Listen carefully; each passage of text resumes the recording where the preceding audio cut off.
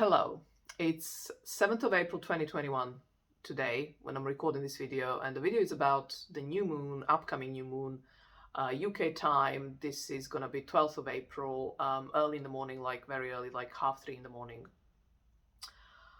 And I just can't wait to talk about it. So I don't know if it's just me, but from what I'm hearing, here and there from people, I think everyone is, well, these people I've seen or heard talk about where they're at, are all describing this feeling of something's brewing, something is coming forth, but it's kind of unusual. Usually when these new things are coming forth around the new moon in particular, we are kind of feeling quiet, we are feeling more withdrawn, we are feeling like less energy overall, where this is like something that's giving us energy, that's actually making us feel more alive, more awake, and just bigger and better. And yet we don't know exactly what it is. It's like it's like something's taking shape, but it's not fully clear what it is, and yet we can sense its potency and its health and its life force. So that's where I'm at, and that's, like I say, the few, where I've been, my circles, I've been hearing those similar experiences being described as such as well. And so, which has got me thinking, and particularly, like, what is that? Why is it this particular new moon that it's, making us feel atypically the way we would around the new moon? And my answer to that is that this new moon is going to be happening on 22nd degree of Aries, and it's happening on the 12th of the month, which is also significant and interesting. And it will be activating or reactivating the degree of Pluto-Saturn conjunction we had in January 12th, 2020. So what I think has been happening, the way I see this, is that, and I'll link my other video here in this video as well, and I'll also put my text that I'm going to post on my Instagram, like a written text as well, to go with this video. But basically, the way I viewed and understood and the way I made meaning out of Pluto-Saturn conjunction and its consequences, and I was looking at a long view, like what's going to happen at the Pluto-Saturn opposition and also the squares, and so that's what the video that I'll link below is about. But really at that starting point last January, we had what I called, we were all issued, I mean, it's a collective piece because it's a collective transit. We were all issued with a new soul mandate. So Pluto is the soul and Saturn is the taskmaster.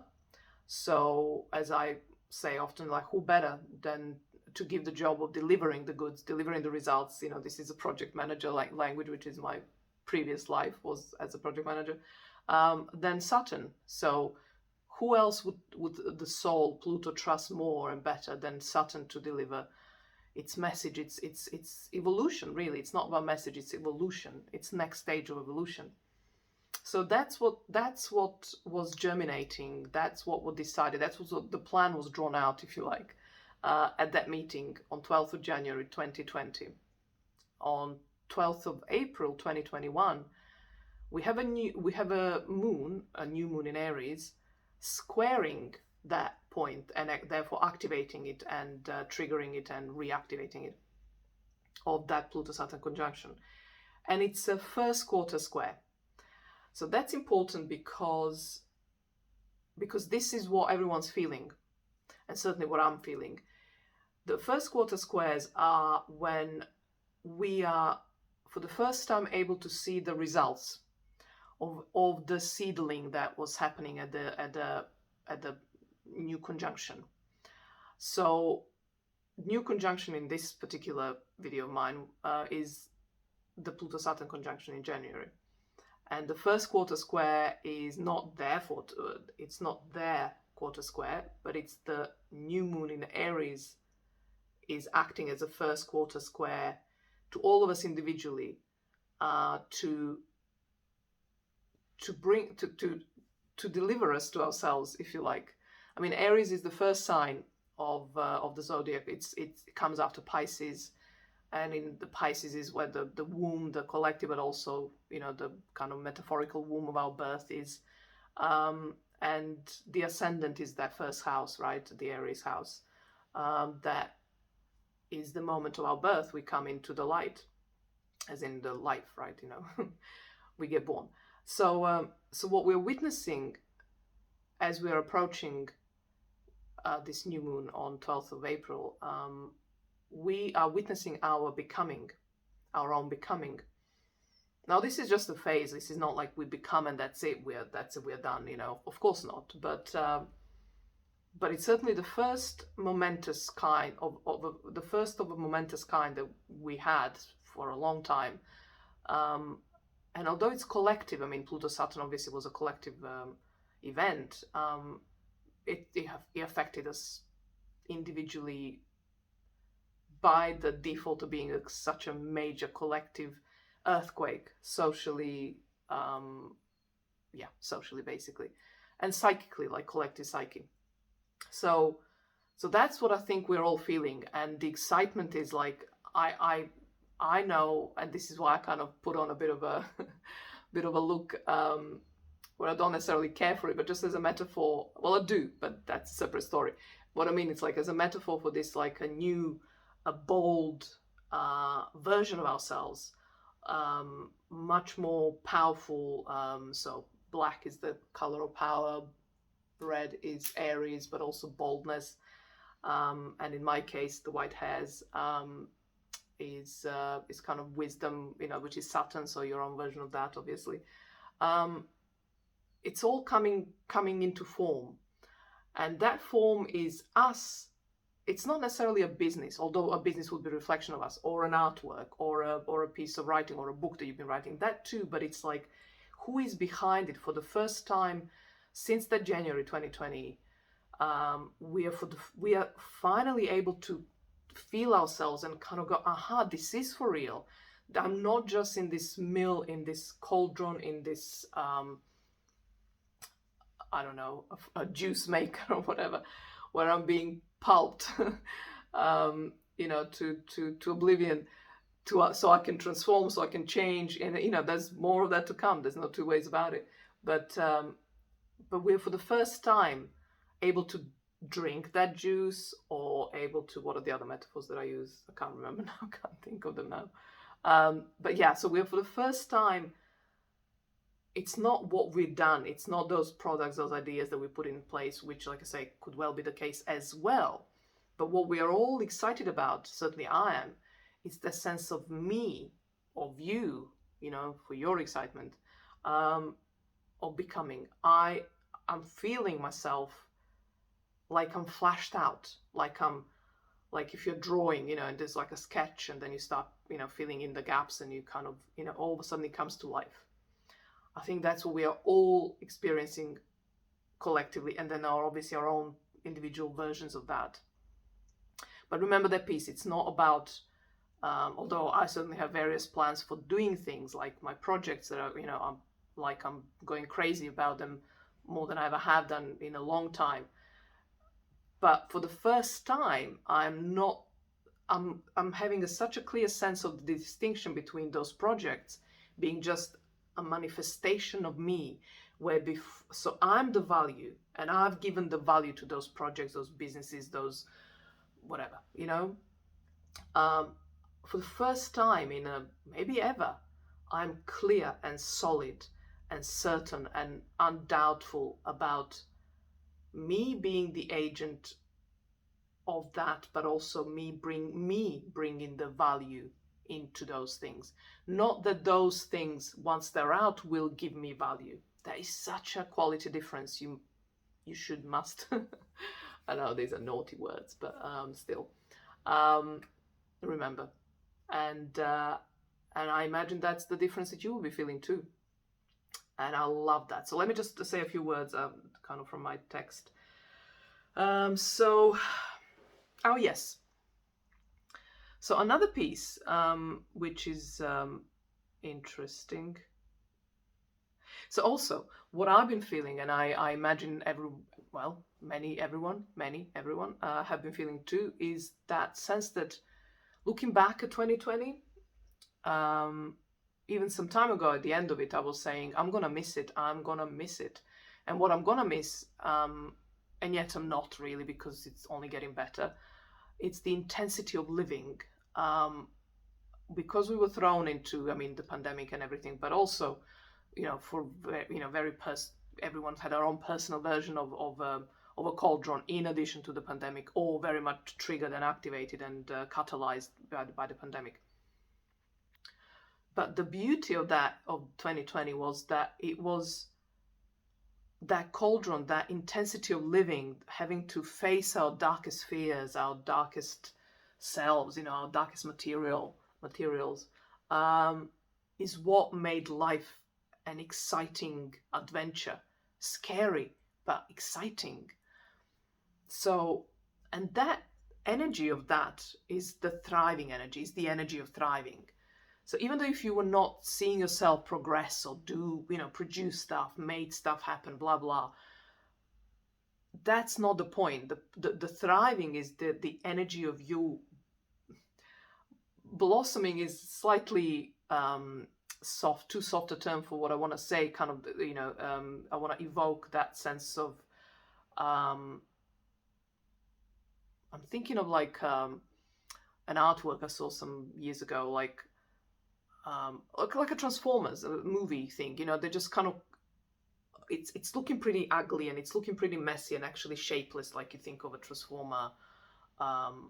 Like when they're coming from that, I'm thinking of the movie now, when they're coming from that robot place into the car, when they get like a normal shape. So it's like the opposite of, turning into a Transformer from a car. It's like when they're a Transformer, they might just not look very kind of shapeful, right?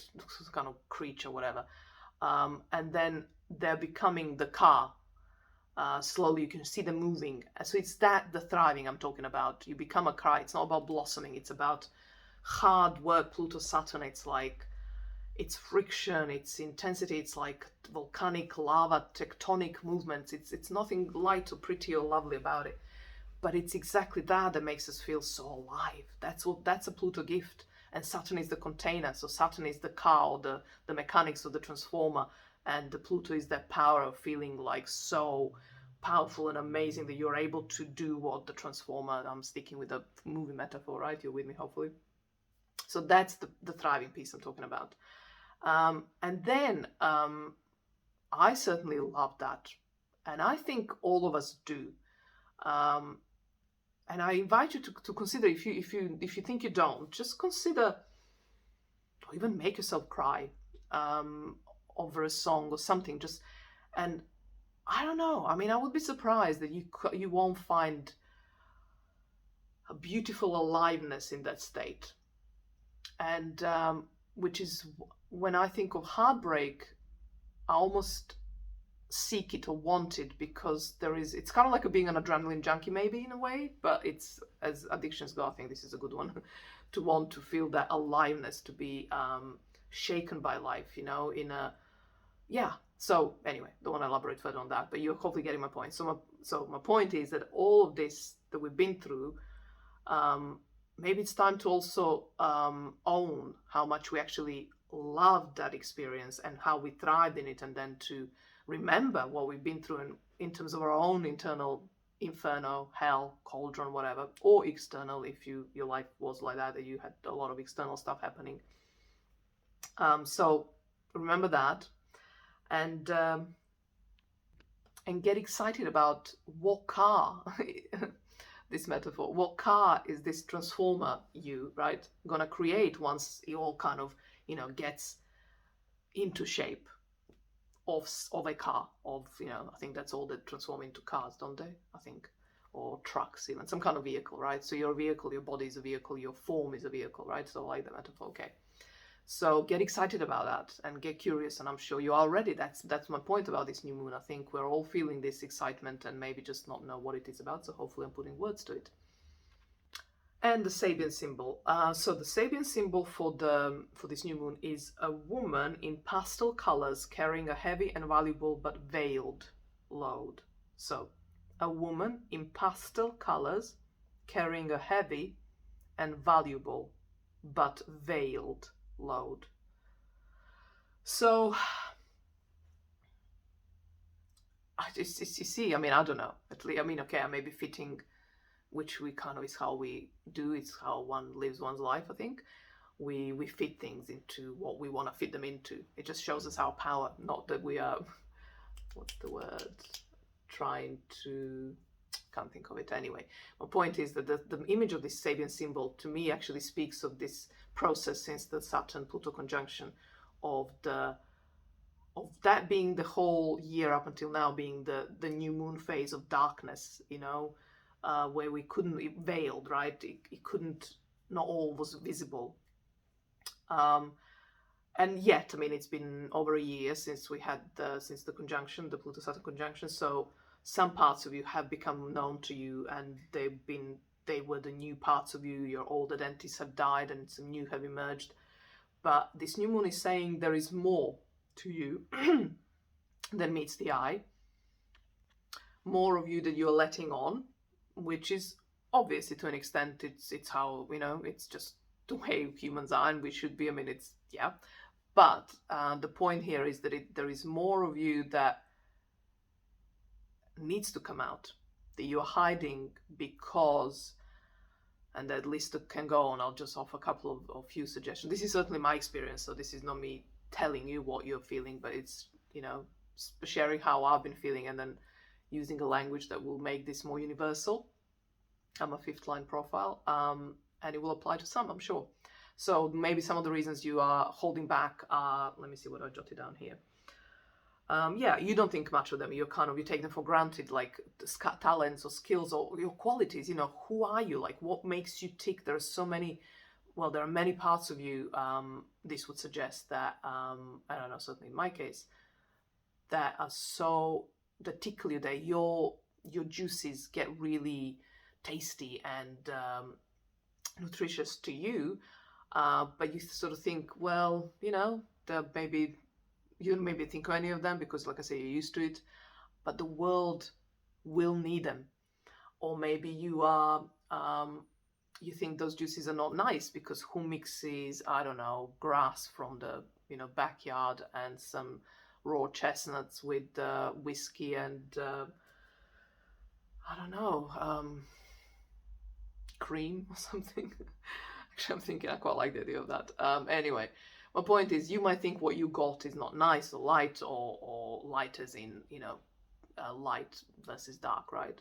Or pretty or tasty, or, but trust me, as much as we'd like to sometimes think that I certainly have, that we are the only ones, that no one's like us, which is true, I think also is very true, but we're still similar enough, and there is still so much that we overlap with other people and still have that piece that makes us ultimately unique, one-off.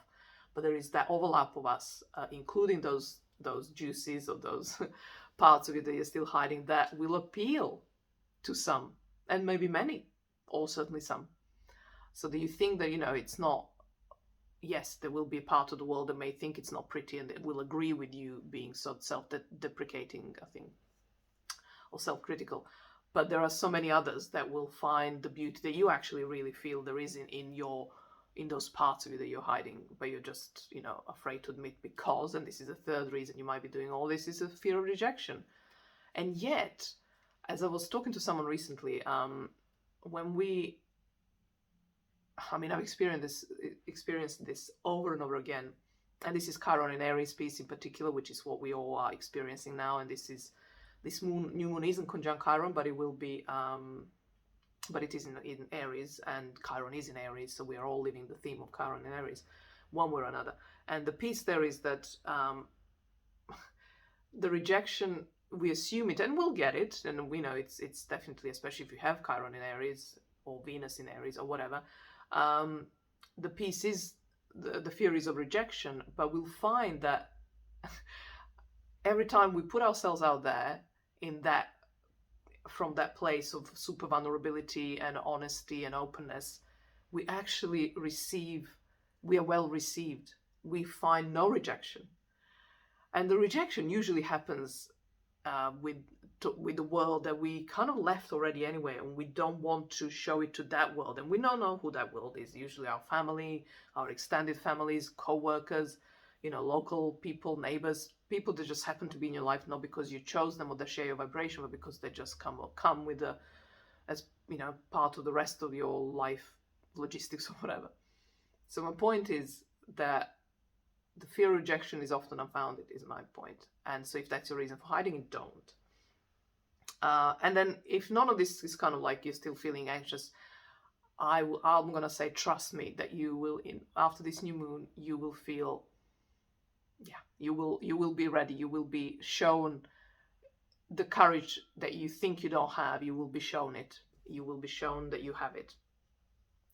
And oh yes, and so lastly, just what the what's the word? Kind of like the setup, the astrological setup of the sky as we have the new moon in Aries. So obviously Sun and Moon are conjunct, and then but what we have is the closest to the moon is Aries, and Aries is the queen, the empress of rejection. So her mythology is that she was rejected, and then yes, she threw what's the word, apple, like a bait, to show the people how trying to stick with with the cliquey kind of living, so we only have our own little world where we all agree with each other, right? She showed that there is the fakery of that apparent face, superficial level agreement. And I'm just going to leave it at that, not going to the myth at the moment. But the point is that rejection, she's the queen of rejection, she was rejected, and then she exposed the reasons for rejection, if you like, as being the symptom of the rottenness of that world that rejected her. So you see, power in rejection and medicine in rejection is there, and she's by degree, I think, conjunct this new moon. Then we have Ceres, I think it's pronounced in English, Venus and Mercury, also in Aries, and they're nearby.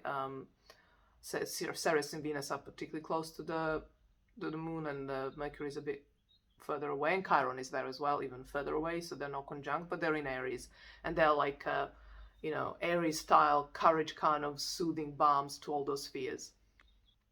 And then the Mars, who rules this Aries moon, is in Gemini, and so you will know that you're on this Aries, brave, courageous, I will do me, I will strut my stuff, I will do me in full and unapologetic way, because I'm coming from a place of joy and happiness and my own contentment and desire to share my gifts and or share myself, and inspire others and lead by example. That's Aries light or medicine, or so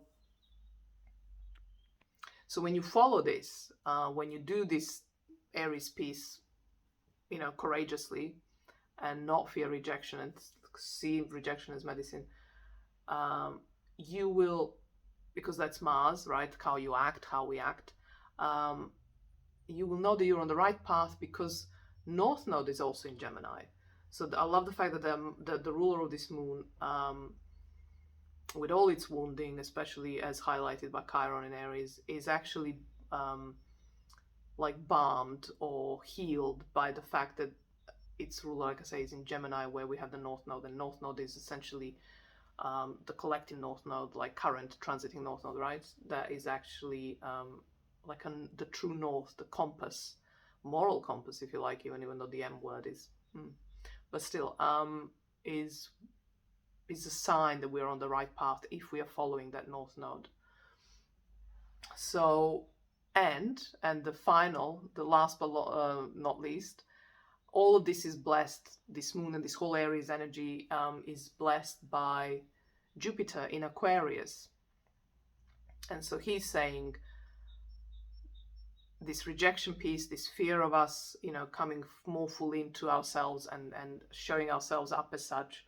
So the fear of rejection that might be holding us back from doing that is the only way to individuation, because Chiron is the fear of rejection. Individuation is Uranus, Aquarius, where Jupiter is.